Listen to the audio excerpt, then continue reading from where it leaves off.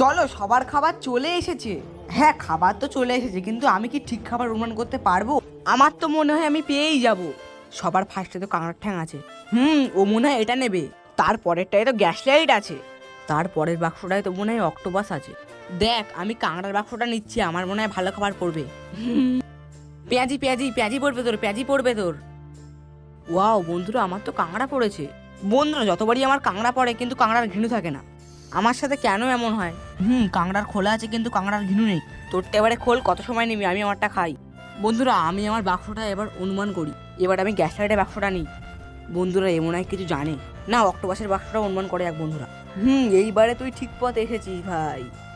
এবার তুই দেখ, তোর থেকে আমি ভালো খাবার পেয়ে যাবো। দেখি বন্ধুরা, আমি এবার আমার বাক্সটা অনুমান করি। ভালো খাবার হবে, সুস্বাদু খাবার। হ্যাঁ, এ কি? বন্ধুরা, আমার দোষে আমি খারাপ খাবার খেতে চলেছি। তাড়াতাড়ি তরকারিটা নিই, গাটা গুলিয়ে এসছে। তুই খোল ভাই, আমি দেখতে রাজি আছি, তোর কি পড়ে। দেখবি তাহলে। এই নে, এই দেখ। দেখ, মাংস পড়েছে আমার প্লেটে, বুঝলি? এবার আমি এই সুস্বাদু মাংসটা খাই, তোরা আমাকে দেখতে থাক। তা কি হয়েছে? মানুষের একবার না একবার অনুমান করাটা ভুল হতে পারে। আমি এখন পালাই।